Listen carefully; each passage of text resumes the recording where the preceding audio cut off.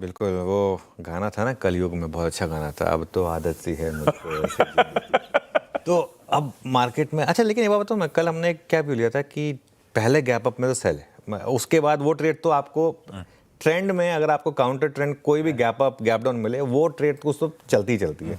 खैर 7 दिन हो गए अब लगातार लो और लोअर हाई के, और आज मैं एक और पॉइंट ऐड करूंगा इसमें, क्योंकि रोज ही मैं टेबल दिखा रहा हूँ, आज इस टेबल में एक थोड़ा सा ट्विस्ट भी है। पहले तो टेबल देखिए आप हाई और लो की, 25,448, 25,329, जिस दिन हमारा ट्रेलिंग स्टॉप लॉस लगा था आशीष 18 सितंबर को, जिस दिन लॉन्ग पोजीशन से बाहर हुए थे। मैं फिर कह रहा हूँ, हमने कभी पोजीशन शॉर्ट का व्यू नहीं लिया, क्योंकि वो थोड़ा सा उसमें एक हमेशा रिस्क रहता है, लेकिन इंट्राडे में वो शॉर्ट ट्रेड बखूबी प्ले आउट हुई है। उसके बाद से आप लो देखिए, 286, 151, 25,084 हाई भी उस हिसाब से कम हुए, और उसके बाद पिछले 4 दिन से भी यही ट्रेंड चल रहा है, और कल हफ्ते की शुरुआत भी एक फिर हायर लोअर लो और लोअर हाई से हुई। अब इसके बाद मैं आपको दिखाता हूँ एक अगली टेबल जो आपको बताएगी कि किस तरीके से इंट्राडे में भी लोग पैसा बना रहे हैं। ये क्या है?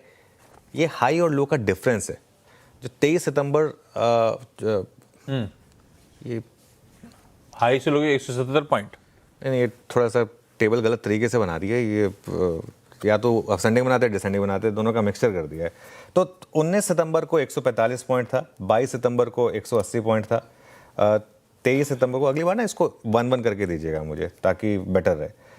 145, 180, कोई बात नहीं, दिखा दीजिए उसको, एटलीस्ट डेटा तो है कम से कम। उसके बाद 23 सितंबर को डिफरेंस था 177 पॉइंट का, ठीक है। उसके बाद 24 को था 123 पॉइंट, 25 को था 178 पॉइंट, 26 को था 239 पॉइंट, और 29 को था 185 पॉइंट, और ऑन एन एवरेज रहे करीब करीब 175 पॉइंट। ये थोड़ा सा एक डिफरेंस था। और सबसे बड़ी बात पता क्या थी? दिन का हाई पहले लग रहा है, नॉर्मली पहले घंटे में ही लग रहा है, और डे लो या तो आफ्टरनून में लग रहा है पोस्ट लंच के करीब, या फिर क्लोजिंग में लग रहा है। मोर और लेस ये बन रहा है। तो इसमें हो क्या रहा है, एक होता है कि लो आप अगर पहले लगा रहे हो और हाई बाद में लगा रहे हो, तो मार्केट में वो एक्चुअली तो वो लॉन्ग ट्रेड है, लेकिन ट्रेड जो है वो शॉर्ट साइड की हो रही है। और ऑन एन एवरेज वो जो टेबल थोड़ी सी गड़बड़ हो गई थी, बट ऑन एन एवरेज उसमें 175 पॉइंट आपको मिल रहे हैं अगर आप उस ट्रेड को ले रहे हैं तो ये एक आपको एक और चीज़ बता रहा है कि आपको ओवरनाइट रिस्क लेने की भी जरूरत नहीं है इस मार्केट में, क्योंकि इंट्राडे में मार्केट आपको पॉइंट्स दे रहा है। हालांकि बहुत लोगों ने कैरी भी करे होंगे शॉर्ट, वो अपनी बात है।